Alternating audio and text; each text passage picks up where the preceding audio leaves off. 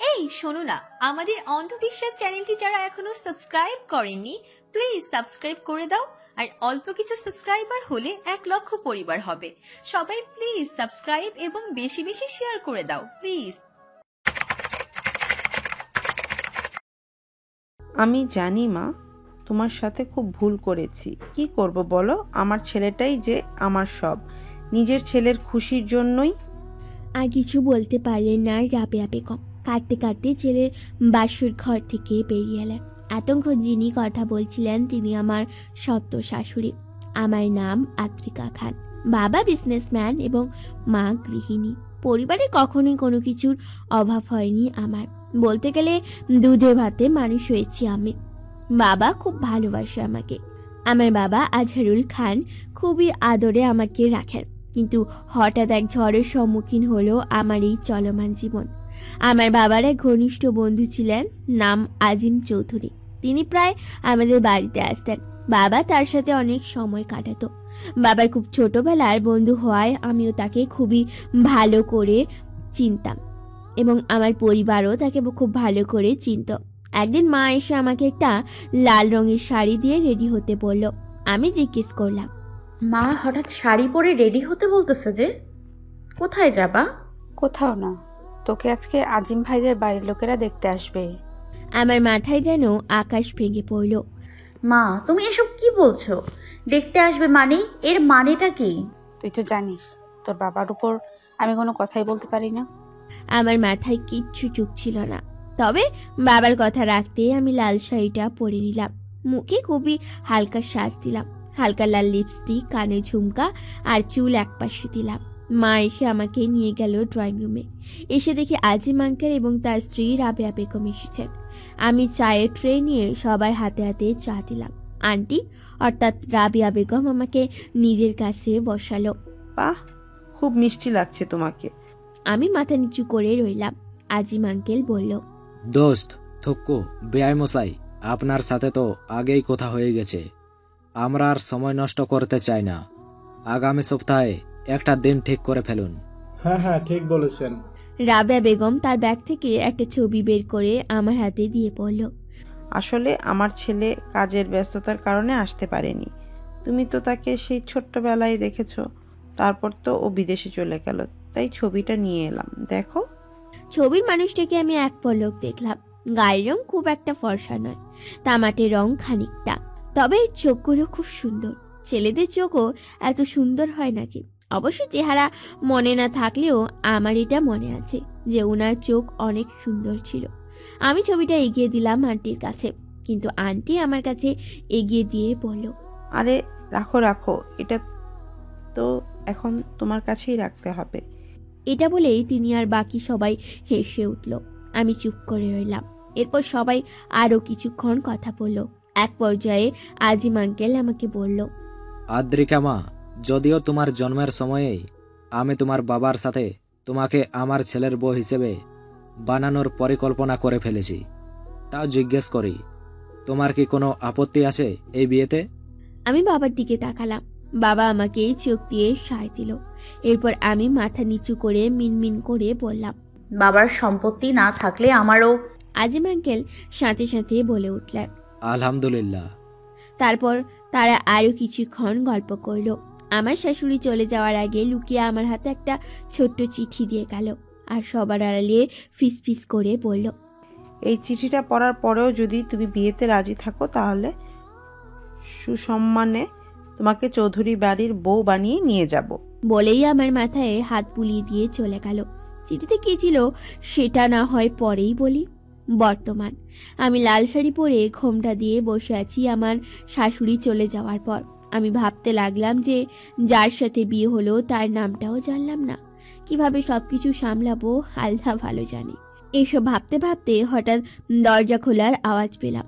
বুঝলাম যে উনি এসেছেন, তাই আরেকটু ঘোমটা টেনে নড়ে চড়ে বসলাম। কিছুক্ষণ পর হঠাৎ উনি এসে আমার হাতটা চেপে ধরলো। আমি চমকে গেলাম। কিছু বুঝে ওঠার আগে তিনি আমার হাত ধরে টান দিয়ে বিছানা থেকে ছুঁড়ে মেঝেতে ফেলে দিল। আমি মেঝেতে পড়ে গেলাম আর ঘোমটাটাও সরে গেল। চোখ মেলে দেখলাম লাল পাঞ্জাবি পরিহিত মানুষটির অপরূপ সুন্দর চোখ জোড়া যেন এই মুহূর্তে ভয়ঙ্কর লাল হয়ে আছে। তাকে অনেক সুন্দর মানিয়েছে লাল পাঞ্জাবিতে, কিন্তু তখন আমার সেদিকে চোখ যাচ্ছিল না। চোখ যাচ্ছিল তার সেই ভয়ঙ্কর চোখ দুটোর দিকে। তিনি জোরে চিৎকার দিয়ে বলল, হে ইউ, তুমি কি একটা গাধা নাকি ছাগল? যাকে বিয়ে করতে যাচ্ছ তার এই বিয়েতে মত আছে কিনা তা জানার প্রয়োজন বোধ করনি? এইটুকু কমন সেন্স নেই তোমার মাথায়? আমি কিছু না বলে আস্তে করে উঠে দাঁড়ালাম আর মাথা নিচু করে রাখলাম। পাঠকগণ এখন অবাক হচ্ছেন এটা ভেবে যে কেন আমি উনার আচরণে চমকে গেলাম না বা অবাক হলাম না। আসলে আমি জানতাম এমন কিছু হবে। কিভাবে জানতাম? এখানে কাহিনী আছে, এটা না হয় পরেই বলছি। আমি তাও ওনাকে দেখে একটু ভয় পেয়ে গেলাম এবং নিঃশব্দে কাঁদতে লাগলাম। উনি দাঁত চিপে বললেন, ন্যাকা কান্না করবে না, আই জাস্ট হেট ইট। তারপর চোখ বন্ধ করে একটু সময় নিয়ে তিনি আবার বললেন, অ্যান্ড লিসেন, আমি কখনোই তোমাকে স্ত্রী হিসেবে মেনে নিব না। আমি বরাবরই ফারজানাকে ভালোবেসে এসেছি, ওকে অনেক ভালোবাসি। মা আর বাবা যদি আমাকে জোর না করতো তাহলে আমি কখনোই এই বিয়েতে রাজি হতাম না। সর্বোপরি আমি বাধ্য হয়ে পরিবারের চাপে পড়ে এই বিয়েটা করেছি। তাই আমার স্ত্রীর অধিকার পাওয়ার আশায় কখনোই থেকো না। আর চিন্তার কোনো বিষয় নেই, আমি তোমার উপর কোনো স্বামীর অধিকার খাটাবো না। বোঝা গেছে? আমি শুধু চুপচাপ দাঁড়িয়ে অপলক দৃষ্টিতে তার কথাগুলো শুনতে থাকলাম। এরপরে তিনি আর একটু হাঁটাহাঁটি করলেন, বলতে গেলে রীতিমতো পায়চারি করলেন, যেন নিজের রাগ নিয়ন্ত্রণের চেষ্টা করছেন। আর আমি সেই একই জায়গায় দাঁড়িয়ে রইলাম। কিছুক্ষণ পর গোলাপ ফুল দিয়ে সাজানো বিছানাটা তিনি এলোমেলো করে দিলেন। তার রাগ আমার মাথা পর্যন্ত পৌঁছাচ্ছিল। আমি বুঝতে পারছিলাম তিনি প্রচণ্ড রেগে আছেন, তাও আমার চোখে জল থেমেছিল। আমি কাঁদতেই থাকলাম। হঠাৎ তিনি আমার প্রতি বিরক্ত হয়ে আমাকে এক ঠাস করে থাপ্পড় দিয়ে বললেন, জাস্ট স্টপ দিস ননসেন্স। আমি আবারও ছলছল দৃষ্টিতে ওনার দিকে তাকালাম। তিনি তারপর আমার চোখের পানি কোনো ভ্রুক্ষেপ না করে হাত ধরে টেনে দরজা দিয়ে বাইরে বের করে দিলেন। এরপরে বিছানা থেকে একটা বালিশ ছুঁড়ে মারলেন আর বললেন, এই বিছানায় তোমার কখনোই জায়গা হবে না। তোমার কোনো অধিকার নেই এই বিছানায় আসার বা এই রুমে থাকার। তুমি কখনোই আমার স্ত্রীর মর্যাদা পাবে না। আর হ্যাঁ, তোমাকে আমি তিলে তিলে কষ্ট দেব যাতে তুমি নিজেই আমাকে ছাড়ো, কারণ তুমি আমার আর ফারজানার ভালোবাসার মাঝখানে কাটা হয়ে দাঁড়িয়েছো। কিভাবে তোমাকে বিদায় করতে হয় সেটা আমার খুব ভালো করেই জানা আছে। So now get out of my sight. আমি কাঁদতেই থাকলাম। তারপর তার দরজাতে ধাক্কা দিতে থাকলাম আর বললাম, আপনি এমন করবেন না প্লিজ। আমাকে অন্তত মেঝেতে থাকার জায়গাটা দিন। আমি এখন কোথায় যাব? আপনার মা যদি আমাকে ঘরের বাইরে দেখে তাহলে তিনি আপনাকে ভুল বুঝবে। আসলে আমি চাই না যে তিনি আমার সাথে এমন আচরণ করছেন সেটা তার মা জানুক। তারপরেও তিনি দরজা খুললেন না। আমি কাঁদতে কাঁদতে সেই বদ্ধ দরজার পেছনেই ঠেসে বসলাম। এখন বলি সেই অতীত চিঠির কথা। সেদিন রাবেয়া বেগম অর্থাৎ আমার শাশুড়ি সেই চিঠিটা আমাকে দিয়ে চলে গিয়েছিলেন। আমি ঘরে গিয়ে চিঠিটা খুললাম, খুলে পড়তে শুরু করলাম। চিঠিতে লেখা, মা, একটা সম্পর্ক মিথ্যা দিয়ে শুরু করার কোনো মানে নেই। তাই আমি তোমাকে সব সত্যি কথা বলতে চাই। আমি কখনোই কারো কাছে তেমন কিছু চাইনি, কখনো কারো কাছে আবদার করিনি। আজ এই প্রথমবার তোমার কাছে ভিক্ষা চাচ্ছি মা। তুমি দয়া করে আমার ছেলেটাকে আমার কাছে ফিরিয়ে দাও। আমি আমার ছেলেকে খুব ভালোবাসি, কিন্তু এক লুভি মেয়ের জন্য আমার ছেলে একদম অন্ধ হয়ে গেছে। আমার ছেলে মিথ্যে ভালোবাসায় অন্ধ হয়ে গেছে মা।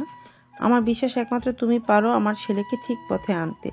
আমি জানি তুমি পারবে। তোমাকে খুব ছোট থেকে চিনি মা। ছোটবেলাতেই আমি তোমাকে ছেলের বউ হিসেবে পছন্দ করেছিলাম। তুমি খুবই ভালো একটা মেয়ে। তাই তুমি যখন ছোট ছিলে আমি আর তোমার শ্বশুর তোমার বাবাকে কথা দিয়েছিলাম যে তোমাকে আমাদের বাড়ির বউ করে আনবো। মূলত তোমার বাবা আর শ্বশুরের বন্ধুত্ব আত্মীয়তার রূপান্তর করার জন্য।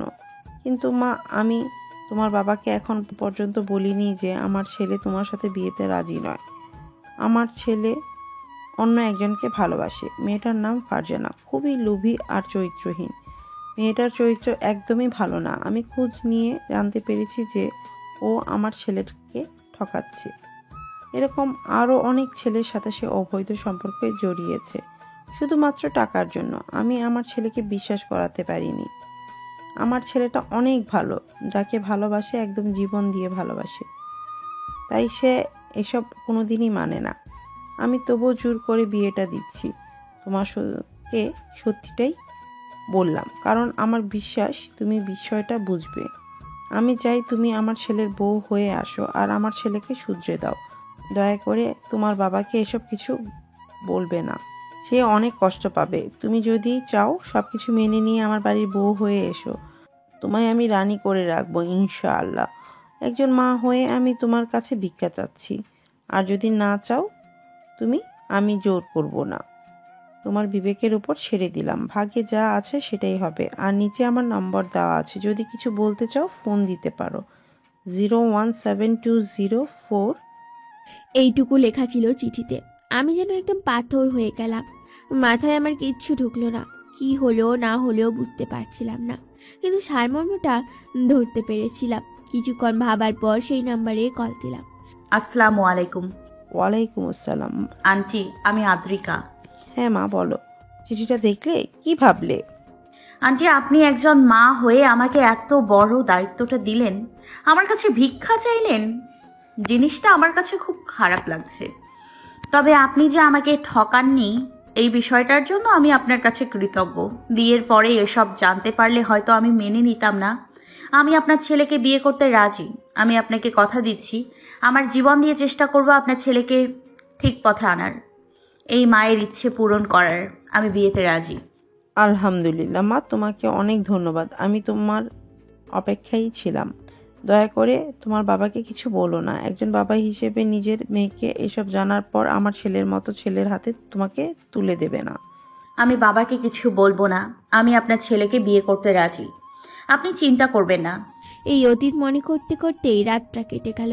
ঘুম থেকে উঠেই আশেপাশে তাকালাম, বোঝার চেষ্টা করলাম কোথায় আমি। তখনই মনে পড়লো কালকে রাতের কথা। চোখ দিয়ে দুফোঁটা জল গড়ে পড়লো। ভাগ্যিস আমার শাশুড়ি দেখেনি। খানিকক্ষণ বসে থাকলাম। মনে হলো দরজাটা এখনো ভেতর থেকে লক করা। ভাবলাম যে উনি এখনো ঘুমাচ্ছেন। একটু হালকা করে দরজাটা ধাক্কা দিতেই খুলে গেল। বুঝলাম তিনি মাঝরাতে দরজাটা খুলে দিয়েছিলেন। ভিতরে ঢুকে দেখি তিনি বিছানায় নয় সোফাতে শুয়ে আছেন। ওনার ঘুম থেকে উঠার আগেই গিয়ে গোসলটা সেরে নিলাম। তারপর শাশুড়ির ঘরে গেলাম। আরে মা, তুমি এসো, ঘরে এসো। বাইরে দাঁড়িয়ে কেন? মা কালকে রাতে কিছুই হয়নি তেমন আন্টি। তিনি শুধু আমাকে একটু বকাবকি করেছেন। এখনো আন্টি বলবে? সরি মা। রাবেয়া বেগম আমার মাথায় হাত রেখে বললেন, মা, আমায় ক্ষমা করে দিও তুমি। আমি জানি না এখন কি করা উচিত। আপনি চিন্তা করবেন না। আমিও তো আপনাকে চিনি ছোটবেলা থেকে। আপনি নিজের মায়ের মতো আমাকে ভালোবেসেছেন। কিভাবে আপনাকে ফিরিয়ে দিই বলুন? আমার কথা শুনে মায়ের চোখ দিয়ে দুফোঁটা জল গড়িয়ে পড়ল। তিনি আমাকে বুকে টেনে নিলেন। আমি আবার রুমে চলে গেলাম। গিয়ে দেখি তিনি এখনো ঘুমাচ্ছেন। আমি এখনো তার নামটা জানি না। যাকে বিয়ে করলাম তার নাম যে কি সেটাই আমি জানি না। ভেবে নিজেকে একটা থাপ্পড় দিতে ইচ্ছে করলো। তারপরে আবার ফিরে গেলাম আমার শাশুড়ির রুমে। গিয়ে বললাম, মা, ওনার নামটা? তিনি হাসতে হাসতে বললেন, মনে নেই? যেদিন তোমাকে দেখতে গেলাম ওই দিন তো বলেছিলাম। আসলে মা, খেয়াল করিনি। আয়ান চৌধুরী। এরপর রুমে এসে দেখলাম যে সোফা খালি। তাহলে উনি উঠে পড়েছেন। আমি সোফার বিছানা ঝাড়তে লাগলাম। একটু পরে বাথরুম থেকে বের হলেন উনি। মনে হয় শাওয়ার নিয়েছেন। রাতের বেলা যেভাবে চেঁচিয়েছেন শাওয়ার তো নেওয়াই লাগবে। মাথা আগুন হয়ে আছে যে। তারপর তিনি আমাকে কেমন করে জানি দেখলেন। মনে হলো আমাকে এই রুমে ওনার পছন্দ হয়নি। তারপর হনহন করে রুম থেকে বেরিয়ে পড়লেন। আমি একবার নিজেকে পরখ করে ভাবলাম, কি হলো আবার? এভাবেই কিছুদিন চলতে থাকলো। এই কয়েকদিন উনি আমার সাথে কথা বলেনি। আমিও মায়ের সাথে মায়ের রুমে থাকতাম, এই রুমে আসতাম না, কারণ সবকিছু সময় নিয়ে করতে হবে। কিছুদিন ওনার সামনে তেমন না যাওয়াই ভালো। আচ্ছা, মায়ের ধারণা যদি ভুল হয়, উনি যে মেয়েটাকে ভালোবাসেন সে যদি প্রতারক না হয়, তাহলে তো আমার জীবনটাই নষ্ট হয়ে যাবে। এভাবে কয়েকদিন কেটে গেল। এই কয়েকদিনে তিনি একবারও আমার সাথে কথা বলেনি ভালো করে। এই কয়েকদিনে আমি মায়ের সাথে তার রুমে থাকতাম। ওনার রুমে যাওয়ার মতো অনুমতি আমার ছিল না। আর আমিও ভাবলাম ওনার আশেপাশে এখন না থাকাই ভালো। যা করতে হবে সময় নিয়ে করতে হবে। একদিন রান্নাঘরে মায়ের কাছে রান্না শিখছিলাম। সেই সময় দরজায় কলিং বেল বাজলো। আমি বললাম, মা, আমি দেখছি। আমি গিয়ে দরজাটা খুলে দিলাম। দেখলাম সাদা টপ জিন্স পরা এবং কালার করা চুল সাথে সানগ্লাস পরা একটা মেয়ে দাঁড়িয়ে আছে। দেখেই মনে হচ্ছে যে বেশ আধুনিক কালের মেয়ে। দেখতে অবশ্য ভালোই সুন্দরী, তবে রং চোখ কম থাকলে আরো ভালো লাগতো। সানগ্লাসটা খুলে আমাকে দেখে বলল, কে তুমি? এ বাড়িতে তো আগে কখনো দেখিনি। আপনি কে? কাকে চাই? আমার এই কথা শুনেই মেয়েটা অনেক উচ্চ স্বরে হাসতে লাগলো। আমি ভ্রুকুচকে তাকিয়ে রইলাম। আজব, আমি কি কোনো হাসির কথা বলেছি নাকি? মেয়েটা হাসতে হাসতেই বলল, আমার বাড়িতে আমাকেই জিজ্ঞেস করছো যে আমি কাকে চাই? আমি একটু অবাকই হলাম, কারণ আমি জানতাম এই বাড়িতে আমার স্বামী আয়ন চৌধুরী, তার মা, তার বাবা আর তার ছোট বোন রামিসা থাকে। তাই আমি বললাম, দুঃখিত, আমি আসলেই চিনতে পারছি না আপনি কে, কাকে চাই। এই মেয়ে, সাইড দাও তো, ভিতরে যেতে দাও। আমি তখন সরে আসলাম। সে ভেতরে ঢুকতেই একটু ঢং করে মাকে বলল, আসসালামু আলাইকুম আন্টি, ওরফে আমার হবু শাশুমা। মা বিরক্ত হয়ে বলল, তুমি এখানে কি করছো জানো না আয়ানের বিয়ে হয়ে গেছে? এ কথা শুনে মেয়েটি হাসতে লাগলো আর বলল, আহা আন্টি, দয়া করে এরকম আজগুবি কথা বলবেন না। আয়ান বিয়ে মানলে তো? আমি আয়ানকে ভালোবাসি, অ্যান্ড আই নো সেও আমাকে খুব ভালোবাসে। আপনি যতবারই বিয়ে দেন না কেন, আয়ান শুধুমাত্র আমার। এ কথা শুনে আমার টনক লড়ল। আমি ভালোই বুঝলাম যে ইনি হচ্ছে সেই কাঙ্ক্ষিত লাফাঙ্গা ফারজানা, যার কথা আমাকে বলা হয়েছিল। মেয়েটি আর একটি কথাও শুনল না। হাঁটতে হাঁটতে আয়নের ঘরে গেল আর আমি তাকিয়ে রইলাম নির্বাক হয়ে। রাবেয়া বেগম মানে আমার শাশুড়ি ঘোমটা দিয়ে মুখ ঢেকে কাঁদতে লাগলো আর বলল, আমি জানি না এই মেয়ের হাত থেকে আমার ছেলেকে কিভাবে বাঁচাবো। মা, এই লাফাঙ্গা মেয়েটাকে আপনার ছেলে ভালোবাসে। হ্যাঁ মা, মেয়েটা একদম ভালো না। কিন্তু মা ভালোই সুন্দরী। হ্যাঁ বৌমা, ঠিক বলেছো, মেয়েটা সুন্দরী, কিন্তু তার মনটা একেবারে নোংরা, জঘন্য। ওই যে কথায় বলে না, মা কাল ফল। আমি মনে মনে ভ্রুকুচকে ভাবতে লাগলাম যে আয়ন চৌধুরী তাহলে রুচির ধুরভিক্ষা হয়েছে, না হলে এমন বাঁদর মার্কা চিকার মতো মেয়েকে পছন্দ করে ভাই। মা আমাকে বলল, মা একটু ওর ঘরে আড়ালে গিয়ে দেখো তো পেতনিটা কি করছে। আচ্ছা মা, আমি দেখছি। চায়ের কাপটা দিন, তাহলে ঘরে যাওয়ার একটা অজুহাত থাকবে। আমি তারপর চলে গেলাম ওনার রুমে। আমি দরজার আড়ালে দাঁড়াতেই শুনতে পেলাম ভিতরে কথোপকথন। আয়ান চলো আমরা পালিয়ে যাই, তোমার মা আর তোমার বাবা জীবনও আমাদেরকে এক হতে দিবে না, আমাদেরকে পালিয়ে যাওয়া উচিত। তুমি তোমার বাবার কাছে সব সম্পত্তি বুঝে নিও, আর এখন তো একটা নতুন সদস্য যোগ করেছে, না জানি এই মেয়েটা তোমার সাথে কি করে। না ফারজানা, তুমি চিন্তা করো না, আমি তোমাকেই বিয়ে করব। যত তাড়াতাড়ি সম্ভব আমি মেয়েটাকে ছেড়ে দেব। ওই মেয়েকে আমি কখনোই আমার স্ত্রী হিসেবে মানব না। তুমি এই বিষয়ে নিশ্চিন্ত থাকো, আমি শুধুমাত্র তোমাকে ভালোবাসি। I love you very much sweetie. I love you too জান, আমি জানি তুমি আমাকে ভালোবাসো। এইসব কথা শুনে আমার চোখ দিয়ে দুফোঁটা জল গড়িয়ে পড়লো। আমি ভাবছি ওনাদের কথা শুনে আমার এই অবস্থা, না জানি ভেতরে যদি তাদেরকে একসাথে দেখি কেমন লাগবে। বেবি বুকটা মোচড় দিল। যতই হোক 3 বার কবুল বলে আল্লাহকে সাক্ষী রেখে বিয়ে করেছি তাকে, সে আমার স্বামী। বাঙালি মেয়েরা আর যাই হোক নিজের বিয়ের করা স্বামীকে অন্য নারীর সাথে সহ্য করতে পারে না। হঠাৎ ভুলবশত আমার হাতটা নড়ে যায় আর আমার পাশ থেকে ফুলদানিটা পড়ে ভেঙে যায়। উচ্চ স্বরে শব্দ পেয়ে আয়ন বলল, কে কে ওখানে? আমি তখন ভিতরে গেলাম। ভেতরে গিয়ে মাথা নিচু করে আসতে বললাম যে, আপনার চাটা। আয়ান কিছু বলার আগেই ফারজানা বলে উঠল, আয়ান, ওই মেয়েটার তো বেশ ভালো কাজের আসল, অন্তত বাড়িতে আর কাজের লোককে রাখতে হলো না, বাড়ির সব কাজ ওই মেয়েটাই করবে। আয়ন কিছু বলল না, শুধু আমার দিকে শক্ত চোখে তাকিয়ে আছে। ফারজানা আমাকে দেখিয়ে দেখিয়ে আয়ানকে জড়িয়ে ধরলো। আমি আর সহ্যই করতে পারলাম না। চায়ের ট্রেটা রেখে ওখান থেকে দৌড়ে চলে আসলাম। বিকালবেলা ছাদের ওপর বসে আছি আর ভাবছি কি এমন ভুল করেছিলাম। জীবনে কত কিছুই না আশা করেছিলাম। একটা মেয়ের জীবনে সব সময় তার বিয়ের পরে জীবন নিয়ে অনেক স্বপ্ন থাকে। সবাই চায় তার বিয়ের পরে সুখে থাকতে, তার স্বামীর ভালোবাসা পেতে। কিন্তু আমার কি হলো? আমি কি এতই খারাপ? আমি কি জীবনে কোনো পাপ কাজ করেছি? স্টুডেন্ট লাইফ থেকে আমি কখনোই কোনো রিলেশনে যাইনি। আমাকে অনেক ছেলে প্রপোজ করেছে, অনেক ছেলেই পেছনে পড়েছে, কিন্তু আমি আমার ভবিষ্যতের কথা চিন্তা করে কখনো এসবে চাইনি। ভেবেছিলাম ভবিষ্যতে আমার স্বামীকেই আমি আমার সব কিছু উজাড় করে দেব, মন ভরে ভালোবাসবো। কিন্তু আমার জীবনে যে এত খারাপ একটা সময় আসবে আমি ভাবতেও পারিনি। এইসব নিয়ে গভীর চিন্তা করছিলাম, তার মধ্যেই নিচ থেকে মা ডাকলো। আদ্রিকা, কোথায় তুই? তাড়াতাড়ি নিচে আয়। আসছে মা। নিচে গিয়ে দেখি ফারজানা মায়ের সাথে তর্ক করছে, বলতে গেলে রীতিমতো ঝগড়া করছে। দেখুন আন্টি, আমি আপনার ছেলেকে অনেক বেশি ভালোবাসি, আর আমি কোনোভাবেই চাই না যে আমাদের দুজনের মধ্যে কাটা আসুক। আপনি ওই 3rd ক্লাস মেয়েটার সাথে আয়নের বিয়ে দিয়েছেন ঠিক, কিন্তু আমার নাম এখনো আয়নের মধ্যে রয়েছে। আপনি আমাকে কখনো ওর জীবন থেকে, ওর মন থেকে সরাতে পারবেন না। ও আমাকে অনেক ভালোবাসে, এমনকি আমার জন্য আপনাদেরকেও ছাড়তে পারবে। এইসব কথা শুনে তো আমি একদম অবাক হয়ে গেলাম।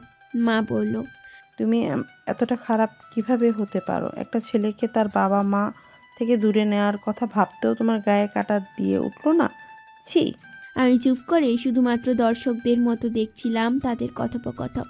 এরপর ফারজানা আমার কাছে আসলো, এসে বলল, হেই শোনো, কখনো ভেবো না যে তুমি আয়নকে পাবে। ও কখনো তোমাকে নিজের স্ত্রী হিসেবে মানবে না। He loves me so much, so you should leave us as soon as possible. Got it? আমি শুধুমাত্র নির্বাক হয়ে তাকিয়ে থাকলাম। এরকম করেই কয়েক মাস যেতে থাকলো। ইতিমধ্যে আমি ভার্সিটি লাইফ শেষ করলাম। যেহেতু আয়ান আমাকে মেনে নেয়নি, তাই আমার পড়াশোনা চালিয়ে যাওয়ার বিষয়ে সে কখনো কিছু বলেনি। আমার শ্বশুর আমাকে পড়াশোনা চালিয়ে যাওয়ার জন্য অনেক সহযোগিতা করেছেন। ভাবতেই অবাক লাগে আমি শ্বশুর বাড়ি থেকেও আমার পড়াশোনা নির্বিঘ্নে চালিয়ে যাচ্ছি। আমার শাশুড়ি আমাকে বলে দিয়েছেন যে আমার পড়াশোনা শেষ হলেই আমি যেন সংসারে মন দিই। এই কয়েকদিনে প্রায় দেখতাম আয়ানকে ফারজানার সাথে কথা বলতে। রাতের বেলা আড়াল থেকে তাদের কথাও শুনতে পেতাম, কারণ আমাদের ঘরটা ছিল পাশাপাশি। আমাকে আয়নের পাশে একটা রুম দেওয়া হয়েছে, মূলত আমি যেন ভালো করে পড়াশোনা করতে পারি। এই কারণে আমাকে আলাদা রুম দেওয়া হয়েছে। কখনোই আয়নের ঘরে যাওয়ার অনুমতি তো পেতামই না, এমনকি তার সাথে কথা বলারও সাহস ছিল না আমার। তবে সে আমার কোনো বিষয় নিয়ে মাথা ঘামায়নি। একই বাড়িতে থাকার পরেও দুজনের জীবন আলাদা। আমি নামক একজন যে বাড়িতে আছে সেটা আয়না হয়তো ভুলেই গেছে। এভাবে 2 মাস চলে গেল। এরই মধ্যে আমি বাবার বাড়ি গিয়েছিলাম।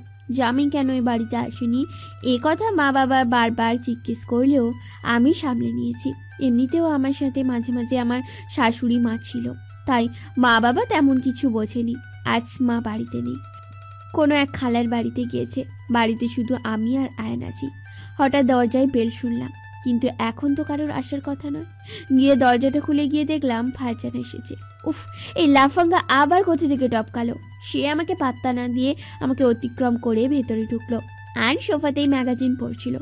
ফারজানা ওনাকে পেছন থেকে জড়িয়ে ধরলো আর বলল, দেরি করার জন্য সরি জান। উনি উত্তরে মুচকি হাসছিল শুধু। এইসব দেখে আমার মাথায় কিচ্ছু ঢুকছিল না। আর ঢং দেখলে বাজিরা। ওয়েট এ সেকেন্ড, ফারজানা আজকে এখানে কেন? এমনিতেও মায়ের ভয়ে উনি ফারজানাকে বাড়িতে আনেন না। আজ কি তবে মায়ের অনুপস্থিতিতে এই পেতনির সুযোগ নিতে আসলো?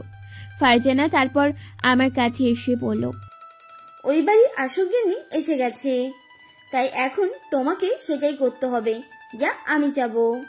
আমি ওর কথার আগামাথা কিচ্ছু বুঝলাম না, শুধু তাকিয়ে রইলাম।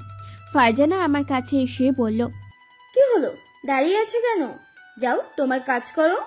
ওই দিন ফারজানা এই বাড়িতে ছিল। আয়ান আর ফারজানা একসাথে দুপুরে খাবার খেলো, টিভি দেখলো, গল্প করলো। আর ফারজানা তো আমাকে দেখিয়ে দেখিয়ে রং ঢং করলো। আমি বুঝি না একটা মানুষের এত রং কই থেকে আসে। আমি কালার বক্সে এত রং দেখি না। বিকেলে ফারজানা চলে গেল। একটু আগে মা কল করে জানালো যে আজ নাকি তিনি বাড়িতে আসবে না। আর এমনিতেও আমার শ্বশুর আমার বিয়ের পরের দিনই ব্যবসার কাজে ঢাকা গিয়েছেন। আর আমার ননদ রমিশা বর্তমানে আমেরিকায় তার খালামণির বাড়িতে আছেন, কিছুদিন পর চলে আসবে। তাই মা না আসলেও আমি বাড়ির সব কাজ সামলাতে পারবো। আমি রাতের খাবার তৈরি করলাম। মায়ের কাছে শুনেছি যে উনি নাকি মাগুর মাছের তরকারি অনেক পছন্দ করে, তাই আমি রাতের জন্য মাগুর মাছের তরকারি, আলুর ডাল, কুমড়ার তরকারি আর সালাদ করি। এখন আমি পড়েছি আর এক বিপাকে। উনি সেই যে বিকেল থেকে রুমে ঢুকেছেন, তারপর আর বের হননি। এখন ওনাকে খাবারের জন্য ডাকতে যেতে হবে। তবে হ্যাঁ, সেই বাসর রাতে তিনি আমার সাথে খারাপ আচরণ করলেও এরপরে আর কোনোদিন আমার সাথে অমন ব্যবহার করেননি। আমার সাথে কথা না বলেও রুড বিহেভ করেননি। তাও ওনাকে আমার একটু ভয় লাগে। একটা থাপ্পড় খেয়েছি তো, যদিও আমি মনে করি উনি ওই দিন রাগের কারণে আমার গায়ে হাত তুলেছেন, নতুবা এখন তো আমাকে আরও অত্যাচার করতো। যাই হোক, অনেক বড় একটা শ্বাস নিয়ে আমি ওনার ঘরের সামনে গিয়ে দাঁড়ালাম। দরজায় হাত দেওয়ার আগেই ফট করে দরজাটা খুলে গেল। ও মা, কেমনে কি খুললো কেমনে? দেখি যে উনি ভ্রু কুচকে দাঁড়িয়ে আছেন, তার মানে উনি আগেই দরজা খুলতে চেয়েছেন। আমার ভীতু মুখ দেখে উনি বললেন, তুমি কি আমার ঘরে উকি মারছিলে? আমি সঙ্গে সঙ্গে বললাম, না, তা হবে কেন? আস্তাগফিরুল্লাহ, আপনি ভুল বুঝছেন। তাহলে খাম্বার মতো এখানে দাঁড়িয়ে আছো কেন? আমি ঢোক গিলিয়ে বললাম, আসলে আমি তো আপনাকে খাওয়ার জন্য ডাকতে এসেছিলাম। আয়ন হতভম্ব হয়ে বলল, কি? তুমি আমাকে খাবে মানে? আমাকে খাবে মানেটা কি? আমি ওনার থেকে বেশি হতভম্ব হয়ে পড়লাম। আরে আরে, না না না, তওবা তওবা, আস্তাগফিরুল্লাহ, নাউজুবিল্লাহ। আমি তো সেটা বলিনি, মানে বলছি যে আপনাকে রাতের খাবার খেতে দেব। ওনাকে দেখে মনে হলো না যে উনি আমার কথা বিশ্বাস করেছেন। আমি আবারও বললাম, আমি সত্যি আপনাকে রাতের খাবার খাওয়ার জন্য ডাকতে এসেছিলাম। আমি ডিনার রেডি করেছি। উনি আর কিছু না বলে সিঁড়ি দিয়ে নামতে থাকলেন। আমি হাঁপ ছেড়ে বাঁচলাম। আমিও ওনার পিছে গিয়ে তাড়াতাড়ি করে রান্নাঘর থেকে ভাত তরকারির বাটি আনলাম। উনি এর মধ্যে ডাইনিংয়ে বসলেন। আমি সব কিছু সাজিয়ে ওনার সামনে দিলাম। উনি খাবারের দিকে কিছুক্ষণ তাকিয়ে থেকে আমাকে বললেন, কে রান্না করলো?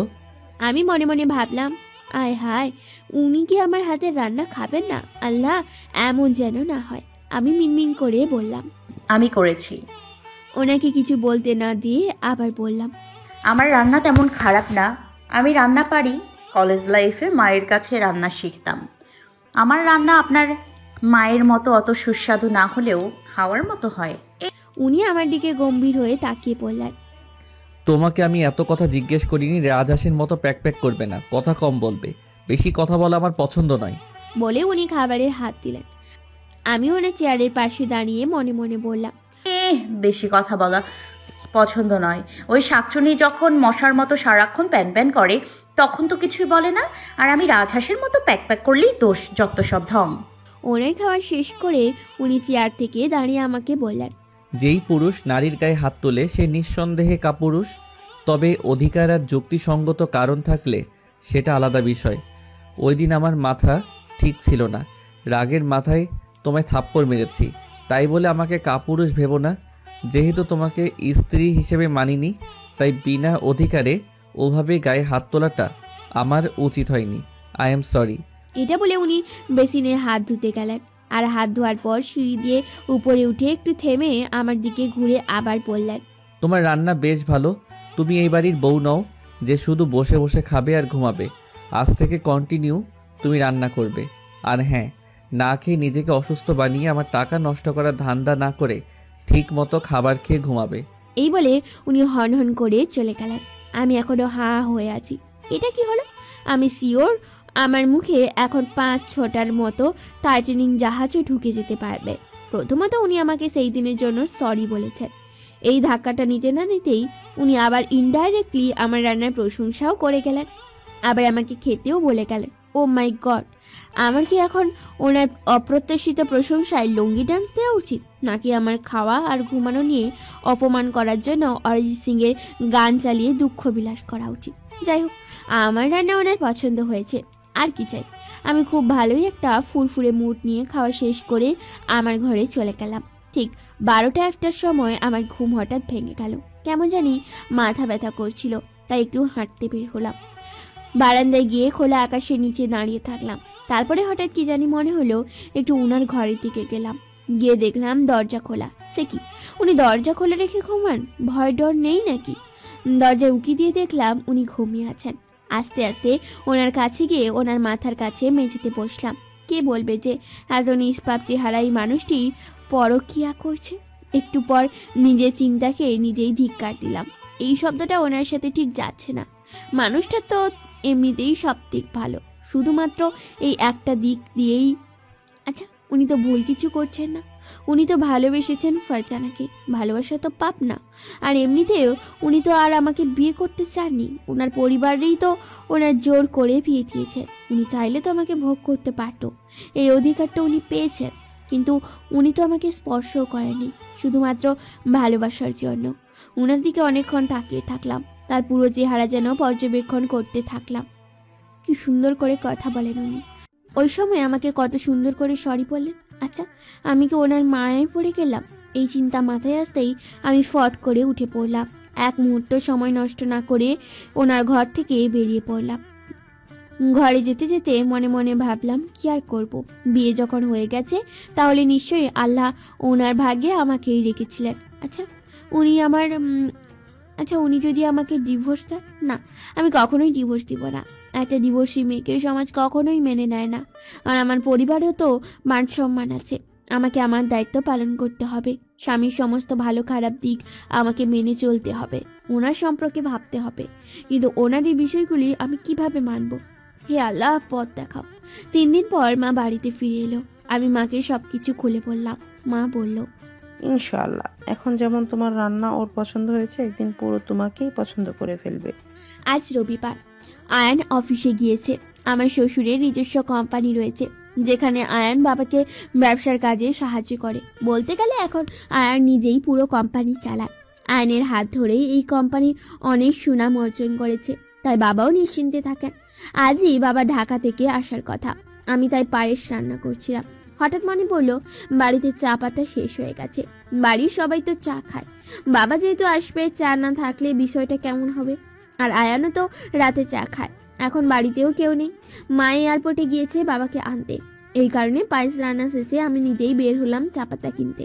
বাড়িতে তালা মেরে দিয়ে বের হলাম, চাবিটা দারোয়ানকে দিয়ে গেলাম, কারণ একটু পরে মা আর বাবা চলে আসতে পারে। প্রথমে শপিং মলে গেলাম, সেখান থেকে আমার কিছু কসমেটিক্স কেনার ছিল, সেগুলো কিনলাম। ব্যাংক থেকেও টাকা তুললাম, কিছু টাকা হাতে রাখলাম, আর কিছু টাকা পাঠিয়ে দিলাম বাবাকে। তারপর মুদি দোকান থেকে চা পাতা কিনে রিক্সায় উঠলাম। রিক্সায় যেতে যেতে রাস্তার পাশে আমি একটা মেয়েকে দেখলাম, একটা ছেলের সাথে। মেয়েটাকে আমি পিছন থেকে দেখলাম, কিন্তু তার চুল দেখে আমার কেন জানি খুবই চেনা লাগছিল। মনে হচ্ছে আমি মেয়েটাকে আগে দেখেছি।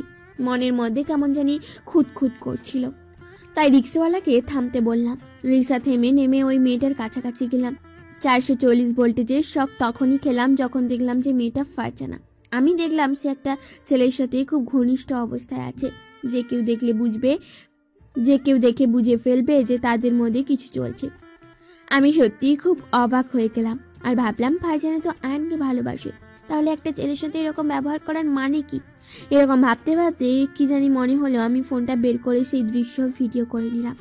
আমার কেন জানি মনে হয়েছিল এটা পরবর্তীতে দরকার হবে। আমার খুব সন্দেহ হলো ফারজানার উপর, আর মনে হলো বাই এনি চান্স ফারজানা কি তাহলে সত্যি ওনাকে ঠকাচ্ছে? তাহলে কি মায়ের ধারণাই ঠিক? কি চাই এই মেয়ে? একসাথে দুজনের সাথে রিলেশন থাকার মানেটা কি? তারপর দেরি না করে রিক্সায় উঠে বাড়ি গেলাম। বাড়ি গিয়ে বারান্দায় বসে চিন্তা করতে থাকলাম, আমার এখন কি করা উচিত? আমার কি ওনাকে এই বিষয়ে বলা উচিত? উনি যদি আবার আমাকে ভুল বুঝে, পরে আবার আরেক বিপদ। চোখ বন্ধ করে চিন্তা করতে করতে হঠাৎ একজনের কথা মনে পড়ল যে আমাকে সাহায্য করতে পারে। একটু পরে কলিং বেল বাজলো। আমি দৌড়ে গিয়ে দরজা খুলে দিলাম। খোলার সাথে সাথে একটি মেয়েলি কণ্ঠ চেঁচিয়ে বলল, সারপ্রাইজ! প্রথমে আমি চমকে গেলাম, পরে দেখলাম এ তো রামিসা, আমার ননদ। পেছনে আবার আমার শ্বশুর শাশুড়িও আছেন। আজ তো শুধু আমার শ্বশুরের ফিরে আসার কথা ছিল, রামিসাও আসলো যে। রামিসা আমাকে জড়িয়ে ধরে আবার বলল, কেমন আছো ভাবি? আমি তোমার কিউট ননদ বাপ্পির সাথে আজকে আমিও আমেরিকা থেকে আসলাম। কেমন দিলাম? খুব ভালো আছি ননদিনী, তুমি এসেছো দেখে আরো ভালো লাগছে। এরপর বাবাকে বললাম, আসুন বাবা, ভেতরে আসুন। সবাই একসাথে বাড়িতে ঢুকলো। বাবা আমাকে বলল, কেমন আছো বৌমা? তোমার সাথে তো ভালো করে সবাই কাটাতেই পারেনি। মা বলল, শুধু কি তাই, তোমার বৌমার হাতের সুস্বাদু খাবারও তো খাওনি। রামিসা বলল, তাই নাকি? ভাবির হাতের রান্না অনেক সুন্দর। হ্যাঁ তাই। ওয়াও, এখন থেকে ভাবির রান্না খাবো? আমি শুধু মুচকি হাসলাম। রামিসা আবার বলল, ওই গরিলাটা কোথায়? দেখতে পাচ্ছি না যে, জঙ্গলে চলে গেল নাকি? আমি একটু সন্দিহান কণ্ঠে বললাম, গরিলা না মানে ঠিক কার কথা বলছো? রামিসা হাসতে হাসতে বলল, আরে ভাবি, তোমার সেই অযোগ্য সম্মানিত স্বামী, তার আসল নাম তো গরিলা। আসলে সে হচ্ছে ট্রান্স গরিলা। বাইরে থেকে দেখতে মানুষ মনে হলেও সে ভেতর থেকে মনে মনে ঠিকই গরিলা। আমি প্রথমে ট্রান্স গরিলা শব্দটা শুনে একটু ব্যাপাচাকা খেলেও পরে বুঝতে পেরে মেকি হেসে বললাম, ও ওনার কথা বলছো? উনি তো অফিসে গিয়েছেন, রাতে আসবেন। রাতে সবার ডিনার শেষ হলে আমি মায়ের কাছে গেলাম। মাকে বললাম, মা, আমি না কালকে আমার এক বান্ধবীর বাড়িতে যেতে চাচ্ছিলাম। আমার বেস্ট ফ্রেন্ড হয়। আসলে হুট করে বিয়ে হওয়াতে কাউকে কিছু বলা হয়নি, তাই আপনি অনুমতি দিলে সকালে রান্নাটা করে কালকে ওর সাথে একটু দেখা করে আসতাম। ধুর, একটা অনুমতি নেওয়ার কি আছে বোকামে? এমনিতেও বিয়ের পরে তো কোথাও যাওয়ার সুযোগ হয়নি তোমার। যেখানে ইচ্ছে যাও, আমার বিশ্বাস আছে তোমার উপরে। শুধু সন্ধ্যার আগে বাড়িতে ফিরে এসো। আমি কৃতজ্ঞতার হাসি হেসে বললাম, ধন্যবাদ মা, আমি বিকেলের মধ্যেই চলে আসবো। রান্না নিয়ে এত চিন্তা করতে হবে না তো। একদিন না হয় আমি একাই রান্না করলাম, আর আয়ান তো দুপুরে বাড়িতে খায় না। তুমি নিশ্চিন্তে যাও। আমার মুখে কিঞ্চিত হাসি ফুটে উঠল। পরের দিন সকালে রান্না করে বাড়ি থেকে বেরিয়ে পড়লাম আর চলে আসলাম আমার ছোটবেলার বন্ধু আর বর্তমানে বেস্ট ফ্রেন্ড মিশাতের বাসায়। এই বান্দাই আমার একমাত্র ভরসা, যার কাছে আমার সব সমস্যার সমাধান পাওয়া যাবে। এমনকি ছোট থেকেই আমার সমস্ত গোপন কথা একে অপরের সাথে শেয়ার করি। মিশাতের বাসায় গিয়ে বেল বাজালাম। আন্টি এসে দরজা খুলে দিল। আমি সালাম দিতেই আন্টি অবাক বলল, সে কি নতুন কোণে যে? এসো এসো, ভিতরে এসো। মিশাদ, এই মিশাদ, দেখ কে এসেছে। কে এসেছে আম্মু? বলতে বলতে মিশাত বেরিয়ে এলো। আমাকে দেখেই দৌড়ে এসে জড়িয়ে ধরে বলল, কুত্তি, আমার কথা মনে পড়লো তবে? আমি তো ভেবেছিলাম তুই মনে হয় শহীদ হয়ে গেছিস। বেঁচে আছিস তাহলে? হ্যাঁ হ্যাঁ হ্যাঁ, হালকা করে বেঁচে আছি। বলেই দুজনে হেসে দিলাম। আন্টি বলল, যাও তোমরা ভিতরে যাও, গল্প করো। আর আদ্রিকার মা, দুপুরের খাবার না খেয়ে বাড়ির বাহিরে পা রাখবেন না, বলে দিলাম। জান, এটা একটু বেশি হয়ে যাবে না যদি ধরা পড়ে যাই? উফ বেব, এত চিন্তা করো না তো। এটা একটা বলদ মুরগি, জীবনের কিছু টের পাবে না। তুমি শুধু সময় মতন ফ্লাইটের টিকিট কেটে ফেলো। মিশাতের চেঁচানোতে পুরো বাড়ি কেঁপে উঠল। আস্তে মিশাত, চেঁচাচ্ছিস কেন? কানের পর্দা ফাটাবি নাকি? এই শালি, এই কুত্তি, চিল্লাবো না তো কি করব? চিকনি চামেলি গানে নাচবো? হ্যাঁ, আমি তো এখনো বুঝতে পারছি না যে তুই এখনো কেন ওখানে পড়ে আছিস। না মানে তুই আমাকে বোঝা, তুই ওখানে আছিস কেন? বোন রে, দোহাই লাগে, আগে পুরো কথা শোন। কি শুনবো? কি শুনতে বলছিস তুই আমাকে? কীর্তন শুনবো? মিশাত শান্ত হ প্লিজ বোন, কথা শোন আগে। মিশাতকে আমার বিয়ের পরের ঘটনা বলার পর থেকেই এভাবে বকবক করে যাচ্ছে। প্রায় 1 ঘন্টা পর মিশাত একটু শান্ত হয়ে চেয়ারে বসলো। কিছুক্ষণ চোখ বন্ধ করে থাকার পর হঠাৎ চোখ খুলে আমাকে বলল, তুই ওই বাড়ি থেকে বেরিয়ে আয়, লাগবে না তোকে ওই বাড়িতে থাকার। তোর পিছনে হাজার ছেলে লাইন পড়ে আছে। তোকে রাজকুমারের সাথে বিয়ে দেব, বুঝলি? রাজকুমারের সাথে তুই চলে আয়। তোর ওই সো কল হাজবেন্ডকে লাথি মেরে চলে আয়। আমি দীর্ঘশ্বাস ফেলে নিচু কণ্ঠে বললাম, মিশাত দেখ, আমি চাইলেও চলে আসতে পারবো না। আমার বিবেক মানবে না। একজনকে কথা দিয়েছি, আর তাছাড়া। মিশা সন্ধিহান কণ্ঠে বলল, তাছাড়া কি? আমি আমতামতা করে বললাম, আমার মনে হয় ওনার কোনো দোষ নেই। দোষ নেই মানে? What do you mean by দোষ নেই? এটা দোষের নয়। নিজের সদ্য হওয়া স্ত্রীকে অন্য মেয়ের জন্য ত্যাগ করা দোষের নয়। হ্যাঁ, হয়তো এটা দোষ, কিন্তু আমি নিজেকে ওনার জায়গায় চিন্তা করে দেখেছি। ওনার জায়গায় আমি থাকলে হয়তো একই কাজ করতাম। ভালোবাসা তো দোষের নয়। মিশাদ একটু দমে গিয়ে বলল, তাহলে তোকে হুদাই বিয়ে করে তোর জীবন নষ্ট করার মানে কি? আমার জীবন নষ্ট হবে না রে। 4 জোড়া হাত আছে আমার মাথার উপর, এক মায়ের বুক ভর্তি ধোয়া আর ভালোবাসা আছে আমার উপর। আর আমি বিশ্বাস করি আল্লাহ যা করেন ভালোর জন্যই করেন। প্রথম থেকেই সমস্ত ঘটনা মিশাদকে খুলে বলার পর মিশাদ আমার দিকে অবাক হয়ে অনেকক্ষণ তাকিয়েছিল। এরপরে আমাকে বলল, তুই আর বদলালি না। অন্যের জন্য নিজের জীবন বলি দেওয়াটা তোর জন্মগত অভ্যাস। এটা আমি ছোট থেকেই দেখেছি। আমি কিঞ্চিত হাসলাম, তারপর বললাম, কিন্তু এখন যে অন্য একটা ভাবনা আমার মাথায় ঘুরপাক খাচ্ছে রে। কি? কালকে শপিং করে বাসায় ফেরার পথে ফারজানাকে দেখলাম একটা ছেলের সাথে। আশ্চর্য, আপনার কাজের গতি দেখে আমি অবাক হয়ে যাচ্ছি। একটা প্রজেক্ট শেষ করতে এতদিন সময় লাগে নাকি? শুনুন, আপনি 2 দিনের মধ্যে এই কাজ শেষ করে সাবমিট করবেন। Now you can go. অফিসের এক কর্মচারী কাজের গাফিলতির কারণে আয়ান অনেক রেগে আছে। আয়ান বরাবরই কাজ নিয়ে ভীষণ সিরিয়াস। এই কাজের একটু হেরফের করলেই আয়ান পুরো অফিস মাথায় তুলে। আয়ানের কাজের প্রতি এই পজিটিভনেসের জন্যই তার বাবা বেশ সন্তুষ্ট হলেও অফিসের সব কর্মচারীরা সারাক্ষণ আয়ানের ভয়ে কাজ করে। I am really sorry sir, আমি 2 দিনের মধ্যে প্রজেক্ট সাবমিট করে দেব। এখন সময় নষ্ট না করে কাজ করুন প্লিজ। Sure sir. এই বলে কর্মচারী চলে যায়। একটু পর আয়ানের অ্যাসিস্ট্যান্ট নিলয় আয়ানের কেবিনে নক করে। Come in. Sir, mister Himel এসেছেন, আপনার সাথে দেখা করতে চান। ভেতরে আসতে বলো। একটু পর হুড়মুড় করে আয়ানের কেবিনে ঢুকেই হিমেল আয়ানের কলার চেপে ধরে, বলে, শালা হারামি, তুই নাকি বিয়ে করেছিস? বিয়ে করে নিলে আর বললিও না। হে আল্লাহ, উপর থেকে দড়ি পাঠিয়ে তুলে নাও আমায়। এই দিন দেখার জন্য বেঁচেছিলাম আমি। আয়ানের মনে মনে বলে, এটারই অভাব ছিল। হিমেল হলো আয়ানের জিগরি দোস্ত। বেস্ট ফ্রেন্ডের থেকেও যদি বেশি ঘনিষ্ঠ বন্ধুত্ব থাকে তাকে হলো হিমেল আর আয়ানের মধ্যে সেটাই বিদ্যমান। ছোট থেকেই একে অপরের কাছের বন্ধু। আয়ান কলার ছাড়িয়ে নিয়ে একটু রুক্ষ কণ্ঠে বলল, তোকে আবার কোন উগান্ডার হারামজাদা খবর দিল? কেন বে কেন? লুকায় লুকায় পিরিত করতে খুব মজা না? হিমেল আসতে অফিস, এটা অফিসের মধ্যে চেঁচাস না।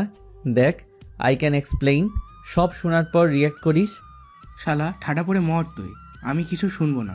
অভিশাপ দিলাম, এ জন্মে তোর বিয়ে হবে না। ওহ শিট, তোর তো বিয়ে হয়ে গেছে, অন্য কিছু দিতে হবে। হ্যাঁ পেয়েছি। শালা তোর নাতি নাতনির বিয়ে হবে না, তোর বংশ নির্বংশ হয়ে যাক। ও মাই গড, এ তো দেখি 2 নৌকায় পা দিয়ে চলা মাছি। সেটাই তো মনে হয়, ওই দিন রাস্তায় দেখেছি, তাই ভিডিও করে নিলাম। মিসাতকে ফারজানার বিষয়টা খুলে বললাম এবং ভিডিওটা দেখালাম। মিসাত অনেক মনোযোগ দিয়ে ভিডিওটা দেখে আবারও বলল, ভাই রে ভাই, বেডি তো দেখি একেবারে খাটাস মার্কা। আমি 100% শিওর যে এই চরিত্রে বেশ ভালোই বেশি জং ধরেছে। এদের লুতুপুতু দেখে বোঝাই যাচ্ছে যে এরা বিএফ জিএফ। আমি অন্যমনস্ক হয়ে বললাম, শালা ভালোই হারামি, চেহারা দেখে বোঝা যাচ্ছে।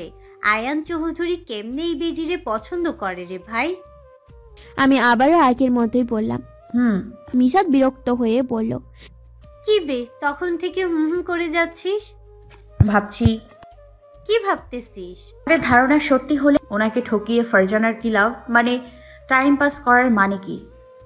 গাধি, তোর শাশুড়ি তোকে এত কিছু বলার পরেও বুঝলি না। বুঝেছি, কিন্তু কোনো কিন্তু নাই। এখন মালটাকে সরাতে হবে ব্যাস। আর সবাইকে তোর মতো ইনোসেন্ট ভাবিস না তো। এখন জাস্ট ভাব কি করবি। আমার মাথায় কিছু ঢুকছে না যে আমি কি করব। আমি এখন মাকেও এসব বলতে পারছি না, কারণ এসব বললে উনি আবারও ভেঙে পড়বেন। মিশা তখন 2 সেকেন্ড ভেবে আমার দিকে তাকালো। আমিও ওর দিকেই তাকিয়েছিলাম।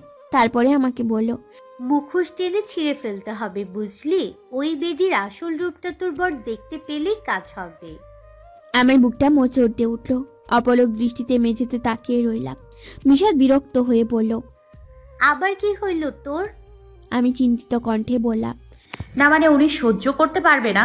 এতদিনে যা বুঝলাম, উনি ফারজানাকে অনেক ভালোবাসে, আর ওনার ভালোবাসাটা সত্যি। উনি মেনে নিতে পারবে কি? সত্যিটা জানতে পারলে উনি অনেক কষ্ট পাবে রে, অনেক বেশি কষ্ট পাবে। হোয়াট? চেঁচাস না তো হিমেল, মেজাজ এমনিতেই খারাপ আছে। না না, ওয়েট, তুই আমাকে বুঝা ভাই। এই 12 ভাতারি বেডের জন্য তুই তোর বোরে মনে নিস নাই? আমি তো ভাবলাম যে এইবার অবশেষে এই 12 ভাতারিকে তুই চিনতে পারছস। আয়ান রেগে টেবিলে থাবা মেরে বলল, হিমেল খবরদার, তোকে অনেকবার বলেছি যে ফারজানাকে নিয়ে একটা বাজে কথা বলবি না। শুধু শুধু তুই কেন ওকে নিয়ে এত বাজে বকিস বলতো? হিমেল এইবার একটু গম্ভীর কণ্ঠে বলল, আমি কোনো বাজে কথা বলি না, বুঝেছিস? তুই মানুষ চিনতে ভুল করেছিস। তুই তো চোখ বন্ধ করে ওই ফালতু বেডিরে বিশ্বাস করস। আমি তোরে সেই প্রথম থেকে বলি যে বেডির চরিত্রে সমস্যা আছে। আমার কথা তো এক কান দিয়ে ঢুকাইস আর অন্য কান দিয়ে বের করস। তোর বাপ মাও এই কথা বলল, তাও তোর এগুলো কথা কানে বাজে না। সত্য কখনো ঢাকা থাকে না রে। সেদিন সত্যিটা জানবি, সেদিন এই হিমেলের পায়ের ধুলো নিয়ে যাস। এটা বলেই হিমেল রেগে মেগে আয়নের কেবিন থেকে বেরিয়ে পড়ল। হিমেল আয়নের অফিস থেকে বেরিয়ে আয়নের মা রাবেয়া বেগমকে ফোন করলো। হ্যাঁ হিমেল বাবা, কেমন আছো? কেমন আর থাকবো আন্টি, আপনার ছেলের কর্মকাণ্ডে তো আমার নিজেরই কচু গাছে গলায় ফাঁস দিয়ে আত্মহত্যা করতে ইচ্ছা করছে। রাবেয়া বেগম একটা দীর্ঘশ্বাস ফেলে বলল, ওর সাথে দেখা করলে? জি আন্টি। তোমাকে কে খবর দিল বাবা? খবর তো হওয়ার থেকেও দ্রুত গতিতে চলে আন্টি। আচ্ছা আন্টি, শুনলাম ভাবি নাকি সব জেনে শুনেই আয়ানকে বিয়ে করেছে। হ্যাঁ রে, আদ্রিকাকে সব বিয়ের আগেই বলেছিলাম। আন্টি একটা কথা, আসলে আমি একটু ভাবির সাথে দেখা করতে চাই। অবশ্যই, কালকেই না হয় বাড়িতে এসো। এমনিতেও স্বাভাবিকভাবে বিয়েটা হলে তোমাদের পুরো বন্ধু মহলকেই বাড়িতে আনতাম। না আন্টি, বাড়িতে যাব না, আয়ান জেনে যাবে। আমাকে একটু ভাবির নাম্বারটা দিয়ে দিন আর ভাবিকে আমার কথা বললেন। আচ্ছা বাবা, তোমার যেটা ইচ্ছা। দুপুরে খাওয়া শেষে মিশাদ আর আমি বারান্দাতে বসে আছি। গুনে গুনে 26 মিনিট 34 সেকেন্ড মিশাদ আমাকে ওর সামনে বসিয়ে রেখেছে, তাও আবার কোনো কারণ ছাড়া। আমি আর সহ্য করতে না পেরে বলে উঠলাম, তোর প্রবলেমটা কি বলতো মিশাদ? সেই তখন থেকে চুপ করে আছিস, না আমাকে কথা বলতে দিচ্ছিস আর না নিজে বলছিস। আজব এখনো চুপ করে আছিস। হাসির মতো প্যাক করিস না তো আদ্রিকা। আমি আর কথাই বলবো না। আরো 10 মিনিট চুপ করে থাকার পর অবশেষে মহারানী মুখ খুলল, মেয়েটা একসাথে দুইটা জিনিসই পেতে চাই, রাইট? এখন ফারজানা যদি ওই ছেলেটার সাথে রিলেশনে থেকে থাকে তাহলে এটা আমাদের জন্য প্লাস পয়েন্ট, কারণ ওর এই দুর্বলতাটাকে আমরা সুযোগ করে তুলতে পারবো। না ভইন, হ্যাঁ শোন, আমি এখন যা বলবো তুই তাই করবি। কোনো কিছু আগামাথা না বুঝেই আমি মিশাতের কথায় সম্মতি দিলাম, কারণ মিশা ছোট থেকেই আমাকে এত ভালো পরিকল্পনা দেয় যে সেই পরিকল্পনা কখনো বিফলে যায় না। মাঝে মাঝে আমি নিজেই অবাক হয়ে যাই এটা ভেবে যে এই গর্দবের মাথায় এত ভালো ভালো প্ল্যান কেমনে আসে। মিশাদ আমাকে আবার বলল, আমাদের এখন থেকে ফারজানার উপর নজর রাখতে হবে, বুঝলি? ও কোথায় যায়, কার সাথে যায়, কি করে, আয়ান চৌধুরী ছাড়া আর কার কার সাথে দেখা করে, এইসব কিছু খবর নিতে হবে। আর তুই মাঝে মাঝে আয়ান চৌধুরীর ফোনের উপর নজর রাখবি, ওই ফোন থেকে আমরা আরো তথ্য পাবো, বুঝলি? বিকেলের মিটিং শেষ করে আয়ান ফারজানাকে কল করলো। হাই বেবি, কি অবস্থা? এই তো এই মাত্র মিটিং শেষ। তুমি কোথায় ফারজানা? কোথায় আবার, হোস্টেলে শুয়ে আছি। আজকে আমার রুমমেট ঘুরতে গেছে।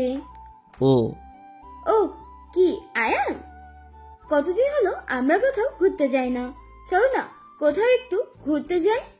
আর এমনি তো আমাকে একটু শপিং মলে যাওয়ার দরকার, কিছু কেনাকাটা আছে। ঠিক আছে, কিন্তু আমি তো তোমাকে গত সপ্তাহে 20,000 টাকার কেনাকাটা করে দিলাম, এখন আবার কিসের শপিং? উফ বেব, তুমিও না, তুমি এই কথা বলতে পারলে? তুমি যদি আমাকে শপিং এ নিয়ে না যাও তাহলে খুব খারাপ হয়ে যাবে। আমি তোমার সাথে কোনো কথা বলবো না। আরে আজব, আমি তো না করিনি। আচ্ছা, কালকে বিকেলের দিকে বের হব। Okay baby, love you, bye. পরের দিন সকালে আয়ন যখন বাগানে জিম করছিল সেই সময় আমি আয়নের ঘরে গেলাম ঝাড়মুছ করতে। তখন হঠাৎ করে একটা মেসেজের রিংটোন পেলাম। দেখলাম রিংটোনটা ওনার ফোন থেকে শোনা যাচ্ছে। ফোন তাহলে রেখে গেছে? আমি কিছুক্ষণ ভাবলাম যে ওনার ফোনে হাত দেওয়াটা কি ঠিক হবে, কিন্তু আমার মনে পড়লো যে মিশাদ আমাকে ওনার ফোনের দিকেও নজর রাখতে বলেছিল। মনের সাথে এক বিরাট যুদ্ধ করে আমি ফোনটা হাতে নিলাম। দেখি যে ফোন লক করা। যেহেতু ফোনটা লক করা তাই শুধুমাত্র ওয়ালপেপারে যে নোটিফিকেশনটা এসেছে সেখান থেকে শুধু 2টা লাইন দেখলাম। সেখানে লেখা ছিল যে, আজকে বিকেলে আমি আসতে পারবো না তোমার সাথে দেখা করতে বেবি, আমার কিছু গুরুত্বপূর্ণ কাজ আছে। এইটুকু দেখা যাচ্ছিল। মেসেজটা ফারজানাই দিয়েছে। আমি তো ওনার পাসওয়ার্ড জানি না ফোনে, তাই ঢুকতে পারবো না। তবে প্রথম লাইনটা দেখে আমি এইটুকু বুঝলাম যে আজকে বিকেলে ফারজানা আসবে না, তাও আবার গুরুত্বপূর্ণ কাজের কারণে। এখন আমার প্রশ্ন হলো, তার গুরুত্বপূর্ণ কাজটা কি? সত্যি কি কোনো কাজ নাকি অন্য কিছু? আয়নের ঘরটা পরিষ্কার করতে করতে আমি ফারজানার বিষয়টা নিয়ে ভাবছিলাম। সেই ভাবুক মনেই সব কাজ হলো দ্রুত গতিতে। আয়নের ঘর থেকে বের হতে গিয়ে এক বড় সড়ো ধাক্কা খেয়ে মেঝেতে পড়ে গেলাম। মাথায় বেশ ভালোই লেগেছে, মনে হচ্ছে কোনো রডের সাথে মাথায় ধাক্কা খেয়েছি। বিরক্তিতে চিৎকার দিয়ে বলতে চাচ্ছিলাম, ঘরের মধ্যে কে এত বড় পিলার আনলো রে? কিন্তু সামনের মানুষরূপী পিলারকে দেখে মুখ আপনা আপনি বন্ধ হয়ে গেল। আমার সামনে স্বয়ং আয়ন চৌধুরী দাঁড়িয়ে। তার মানে আমি ওনার বুকের সাথে ধাক্কা খেয়ে পড়েছি। সেট, উনি পিলার হয়ে দাঁড়িয়েছে, এটা না হয় সহ্য করা যেত, কিন্তু সবচেয়ে বড় কথা ওনার গায়ে কোনো জামা নেই, খালি গায়ে পুরো উদাম এসেছেন। জিম করার ফলে ওনার শরীরটাও ঘেমে আছে। ওনাকে এভাবে দেখে আমি মেঝে থেকে উঠার কথাও ভুলে গেলাম। আয় হায়, ওনাকে তো সেই লেভেলের হট। আস্তাগফিরুল্লাহ, আমি এসব কি বলছি? উফ, আদ্রিকা নজর ঠিক কর, লুচু হয়েছিস না? এসব ছি মার্কা চিন্তার জন্য মনে মনে নিজেই নিজেকে দুটো থাপ্পড় মারলাম। What the hell? ওনার কথায় হুঁশ এলো আমার, সঙ্গে সঙ্গে দাঁড়িয়ে পড়লাম। আমার এখন ইচ্ছে করছে এক দৌড়ে এখান থেকে চলে যায়, কিন্তু মিস্টার পিলার তো দরজার সামনে দাঁড়ালো। আমি দেখলাম উনি ব্রুকুচকে আমাকে দেখছেন। ওনার চেহারা দিকে মনে পড়লো যে আমি যে ওনাকে একটু আগে পিলার বলেছি সেটা উনি শুনে ফেলেছেন। তোমাকে আমি আমার ঘরে আসতে নিষেধ করেছিলাম, কোন সাহসে তুমি আমার ঘরে এসেছো? ওনার ধমকে এবার হেঁচকি উঠে গেল। তারপর আস্তে করে বললাম, আমি তো হ্যাঁ জানি, তুমি তো একটা কোলা ব্যাঙের জাত, বাদুরের মতো লাফাও আর চামচিকার মতো আছাড় খাও, ইডিয়েট। আমার এবার বিষম লেগে যাওয়ার মতো অবস্থা। ব্যাঙ আর বাদর না হয় ঠিক ছিল, কিন্তু চামচিকা। আসলে আমি তো আপনার ঘর পরিষ্কার করতে এসেছিলাম, আপনি এখানে হঠাৎ করে চলে আসবেন বুঝতে পারিনি। আমাকে যেতে দিন প্লিজ। আমি কি তোমাকে ধরে বেঁধে রেখেছি? আমার এই বা 230 মিনিট পার সেকেন্ড বেগে দেয়ালের সাথে নিজের মাথা ঠুকতে ইচ্ছে করলো। গাধার মতো একটা কথা বলে ফেলেছি। আরে এতে আমার কি দোষ? উনি যদি এভাবে নির্লজ্জের মতো খালি গায়ে উদাম হয়ে আমার সামনে দাঁড়িয়ে থাকে, তাহলে আমার তো একটু নার্ভাসনেস আসতেই পারে। যতই হোক স্বয়ং স্বামী আমার, যদিও উনি তা মানেন না। উনি আমাকে আবার ইডিয়েট বলে পাশ কাটিয়ে ঘরে চলে গেল। আমি হাত ছেড়ে বাঁচলাম। দৌড়ে ঘরে এসে দরজা বন্ধ করে মিশাদকে কল করলাম। কি বেয়াদু, সাত সকালে ফোন দিয়ে ঘুমটা নষ্ট করলি আমার। চাবালির নিচে এক বাড়ি মারবো মিশাত। কটা বাজে দেখেছিস? লেডি কুম্ভকর্ণ কোথাকার। ধুর, কালকে সারা রাত জেগে কোরিয়ান ড্রামা দেখেছি রে। বল, কি বলবি? শোন, আমার মনে হচ্ছে আজকে আমাদের একটা সুযোগ আসবে। কিসের ভই? আমি আয়নের ফোনে দেখা মেসেজের কথা বললাম। ঠিক আছে, বুঝলাম, এমন সুযোগ বারবার আসবে না। শোন, তুই তাহলে বিকালের আগে আমার বাসার সামনে চলে আয়। ওকে। বিকেলবেলা সুন্দর করে মাস্ক পরলাম, সানগ্লাস দিলাম এবং বোরখা পরে নিলাম, কারণ আমার মেইন উদ্দেশ্য নিজেকে লুকাতে হবে, যাতে কোনোভাবে কেউ চিনতে না পারে। নিশাতের বাড়ি গিয়ে দেখলাম বেডিও একই কাজ করছে, মাস্ক পরেছে, বোরখা পরেছে, সানগ্লাস পরেছে। ছোট থেকেই আমাদের দুজনের কাজ আর চিন্তার এমন মিল হয়। একটু মুচকি হেসে আমরা দুজন রিক্সাতে উঠে পড়লাম।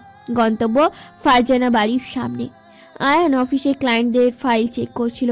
একটু পর তার অ্যাসিস্ট্যান্ট নিলয় আসলো। স্যার আসবো? হ্যাঁ নিলয়, এসো। কি হয়েছে? স্যার অ্যাকচুয়ালি আমার আজকে ছুটি লাগবে, শরীরটা ভালো লাগছে না। সে কি, কোনো আর্জেন্ট বা এমার্জেন্সি নাকি? না স্যার, এমনি ভালো লাগছে না, বাড়িতে যেতে ইচ্ছে করছে। একটু বিশ্রাম নিতে পারলে ভালো হতো, এভাবে কাজ করতে কষ্ট হচ্ছে স্যার। ঠিক আছে যাও, কালকে একটু তাড়াতাড়ি এসো তাহলে। ধন্যবাদ স্যার। ফারজানের বাড়ির সামনে এসে আমি আর মিশা টং হয়ে দাঁড়িয়েছি। আমার মাথায় শুধু একটাই চিন্তা, ও কি বের হয়েছে বাড়ি থেকে? আমার মনে হয় না, এখনও বের হয়েছে, কারণ বিকেল 4টা পর্যন্ত হোস্টেলেই থাকে। এখন 4:14 বাজে। আরও কিছুক্ষণ অপেক্ষা করি। এসব ভাবতে ভাবতেই হঠাৎ করে ফারজানা বাড়ির গেট থেকে বের হলো। আমি আর মিশাত লুকিয়ে পড়লাম। দেখলাম ফারজানা দাঁড়িয়ে আছে, আমার ধারণা কারোর জন্য অপেক্ষা করছে। তখনই একটা কালো কালারের বড় গাড়ি ফারজানার সামনে আসলো। গাড়িটা গ্লাসের উপর একটা প্রজাপতি স্টিকার দেওয়া। ফারজানা মুচকি হেসে গাড়িতে উঠলো। আমি আর নিশা তড়িঘড়ি করে মিশাতের গাড়ির কাছে আসলাম। মিশা ড্রাইভিং সিটে উঠতে নিলে আমি বললাম, আজকে আমি ড্রাইভ করি, কারণ তাড়াতাড়ি যেতে হবে। তুই পারবি না? ওকে। আমি ড্রাইভিং সিটে বসলাম। বুঝলাম না ফারজানা এই গাড়িতে কোথায় যাচ্ছে। গাড়িটা সেই স্পিডে চলছিল, আমিও খুব স্পিডে চালানো শুরু করলাম। তবে খেয়াল রাখলাম যাতে ফারজানা টের না পায় যে আমরা কেউ ফলো করছি। কিছুক্ষণ পর গাড়িটা একটা 5 স্টার হোটেলের সামনে দাঁড়ালো। আমি ওদের থেকে একটু দূরে গাড়ি থামিয়ে দিলাম। Wait, hotel? ফারজানা হোটেলে আসলো কেন? আমি আর মিশা দেখে অপরে দিকে অবাক হয়ে তাকালাম, কারণ আমরা দুজনেই ফারজানার এখানে আসার কারণ ধরতে পারছি না। একটু পর ফারজানার সাথে একটা ছেলেও গাড়ি থেকে নামলো। আরে এটা তো সেই ছেলে যাকে আমি ওই দিন রাস্তায় ফারজানের সাথে দেখেছি। নিশাদ অনেক উচ্ছ্বাসিত হয়ে আমাকে বলল, এই আদু, এটা সেই মালটা না? মিশাদ আর আমি কিছুক্ষণ একে অপরের দিকে তাকিয়ে দুজনে ফিক করে হেসে দিলাম, কারণ আমরা খুব ভালো করেই বুঝতে পারছি যে ফারজানা কোনো আকাম কুকাম করতে এখানে এসেছে। আয়ানের আজকে খুব মাথা ব্যথা করছিল, তাই নিলয় যাওয়ার পর সেও তাড়াহুড়ো করে বাড়িতে চলে আসলো। আয়ান কলিং বেল বাজালে তার মা দরজা খুলে দিল। আয়ান একটু অবাক হলো, কারণ প্রতিদিন আমি দরজা খুলতাম। কিরে আয়ান, আজ এত তাড়াতাড়ি? একটু খারাপ লাগছিল তাই চলে আসলাম। আয়ান বাড়িতে ঢুকে চারিদিকে একটু চোখ বুলিয়ে নিল। আয়ান মনে মনে ভাবছে, আজব, ওই মেয়েটা কোথায়? প্রতিদিন তো ড্রয়িং রুমে ঘাপটি মেরে থাকে। আয়ান কৌতূহল চেপে রাখতে না পেরে বলেই বসলো, কি ব্যাপার মম, মেয়েটা কোথায়? মা একটু সন্ধিহান কণ্ঠে বলল, মেয়ের কথা বলছিস? আয়ান বিরক্তি নিয়ে বলল, যে মেয়েটার সাথে তোমরা আমাকে বিয়ে দিয়েছো। মা ডেকে বললেন, মরে যাক সে, তোর কি যায় আসে? ঠিক বলেছো তুমি মম, আমার কিছু যায় আসে না, কিন্তু আমার খাবারের সময় হয়ে গেছে, খিদে পেয়েছে খুব, আর আমার মাথাটাও ব্যথা করছে, তাই ওকে বলো যে আমার রুমে যেন মেডিসিন আর খাবার দিয়ে আসে। ও তোর স্ত্রী হলে এইসব কাজ করতো? তুই তো ওকে মেনেই নিসনি, তাই এসব কাজ ও কেন করবে? ও তোর কিনে আনা কাজের লোক না। আয়ান তাচ্ছিল্য হেসে বলল, স্ত্রী মাই ফুড। বলেই আয়ান কিছু না শুনে উপরে নিজের ঘরে চলে গেল। রাবেয়া বেগম একটি দীর্ঘশ্বাস ফেললেন। ফারজানা হোটেলে ঢোকার পর আমি আর মিশা তাড়াতাড়ি করে রিসেপশনে গেলাম, কিন্তু ততক্ষণে ওরা হোটেলের কোনো একটা রুমে চলে গেছে। মিশা রিসেপশনে থাকা লোকটিকে ভাব নিয়ে বলল, একটু আগে একটা ল্যাম্পপোস্ট টাইপের ছেলে আর একটা মোলার মতো মেয়ে এসেছে, তাদের কোন রুমে জায়গা দিয়েছেন বলুন তো? লোকটি একটি ভাবাচেকা খেয়ে বলল, সরি ম্যাম। আমি রেগে মিশাদের মাথায় একটা গাট্টা মেরে বললাম, চুপ থাক তুই, বিড়ালের ছানা। তারপর আমি অনেক ভদ্রভাবে লোকটিকে বললাম, এক্সকিউজ মি, একটু আগে কি এখানে দুটো ছেলে মেয়ে এসেছে? মেয়েটা কালো রঙের টপস পরেছে। জি এসেছে। ও গ্রেট, তারা কত নাম্বার রুমে উঠেছে? লোকটি প্রথমে আমাদের দিকে তাকিয়ে থাকলো, তারপর বলল, আপনাদের কি দরকার? তখন আমি আর একটু সাবলীল হয়ে বললাম, আসলে মেয়েটা আমার ছোট বোন হয়, বুঝলেন তো, বাড়ি থেকে রাগ করে চলে এসেছে, কি আর বলবো, ছোট মানুষ তো। আর ওই যে সাথে ছেলেটাও আমাদের ভাই। হ্যাঁ হ্যাঁ, সুন্দর করে সম্পর্ক বানালাম, ভাই বোন। আমার জঘন্য অভিনয়ের বনোয়াট কথা লোকটা মনে হয় বিশ্বাস করলো, তাই সে বলল, ওনারা 152 নাম্বার রুমে গেছে। আমি হেসে লোকটাকে ধন্যবাদ জানলাম। দোতলায় 152 নম্বর রুম। আমি আর মিসাদ রুমটার সামনে এসে দাঁড়িয়ে আছি। মিসাদ আমাকে বলল, ওরা তো নিশ্চয়ই আমাদের জন্য দরজা খোলা রাখেনি, এবার ওদের হাতে নাতে ধরবো কিভাবে? আমি অন্যমনস্ক হয়ে বললাম, সেটাই। কিন্তু পরে বুঝতে পেরে চোখ বড় বড় করে মিসাদের দিকে তাকালাম। মিসাদ বুঝতে না পেরে ভ্রু উঁচু করে বলল, কি? আমি ওভাবেই বললাম, তুই কি আজকে ফারজানাকে ধরতে এসেছিস? হ্যাঁ তো। আমার এইবার ইচ্ছে করেছে 10 তলা বিল্ডিং এর ছাদ থেকে মিসাদকে ধাক্কা মেরে ফেলে দিতে, অথবা স্যানিটাইজার খেয়ে আত্মহত্যা করতে। নিজের অদম্য রাগ নিয়ন্ত্রণ করে আমি দাঁতে দাঁত চেপে মিসাদকে বললাম, মিশাদ বেবি সোনা আমার, এত তাড়াহুড়োর কি আছে ইয়ার? এভাবে হবে না, বরং হিতে বিপরীত হয়ে যাবে। শোন, যা করতে হবে ধীরে সুস্থে ঠান্ডা মাথায় করতে হবে, বুঝলি? আচ্ছা বুঝলাম, বাট এখন কি করব? মিসাদকে কিছু বলার জন্য মুখ খুলতে যাব, তার আগেই মাথায় একটা জবরদস্ত আইডিয়া আসলো। আমি মিসাদকে টানতে টানতে তাড়াহুড়ো করে নিচতলায় নিয়ে আসলাম। মিসাদ বলল, আরে কি রে, কোথায় যাচ্ছিস? আরে আজব, কাজ তো হয়নি রে। আমি বললাম, মিশাদ, তোকে কিন্তু ওরা চেনে না, মানে একদমই চেনে না, চিনে শুধু আমাকে। সো আমি একটা বাঁকা হাসি দিলাম। মিসাদ তো অবাক হয়ে চেয়ে রইল আর বলল, কি করবি তুই? কি করতে চাচ্ছিস বলতো? আমি বললাম, মিশাদ, তোর ওই হিডেন স্পাই ক্যামেরাটা এনেছিস না? হ্যাঁ, ওটা তো সবসময় আমার সাথেই থাকে। তাহলেই হবে। এখন একটু হোটেলের ম্যানেজারের কেবিনে চল। ফারজানা, আমি তোমাকে সত্যি অনেক ভালোবাসি। তোমার কি মনে হয় আমি কি তোমাকে ভালোবাসি না? আরে কি করব বলো, খুব ভয় হয় আমার। তুমি যে গেমটা খেলেছো সেই গেমটার কথা যদি কেউ জানতে পারে, খুব বাজে একটা অবস্থা হয়ে যাবে। এত ভীতু হলে চলে না ঈশান, তুমি টেনশন নিও না তো। আয়ন একটা বোকা ছেলে, ও কখনোই আমার চাল ধরতে পারবে না। ও ভালোবাসে, খুব বিশ্বাসী, যাকে বলো অন্ধবিশ্বাস। 2 বছর ধরে এই বিশ্বাস অর্জন করেছি। আর তুমি তো জানো যে আমি অভিনয়ে কতটা সেরা। এটা বলেই ফারজানা ঈশানের গাল ধরে একটা কিস করলো। ঈশান তার পকেট থেকে ফোন আর ওয়ালেটটা বের করে টেবিলে রাখলো আর জ্যাকেট খুলতে লাগলো। কিন্তু হঠাৎ কিছু একটা মনে পড়তে ফারজানা বলল, নিয়মিত ভালোবাসার গল্প শুনতে এবং পড়তে আমাদের অন্ধবিশ্বাস চ্যানেলটি সাবস্ক্রাইব করে পাশে থাকা বেল আইকনটি ক্লিক করুন। ধন্যবাদ সবাইকে।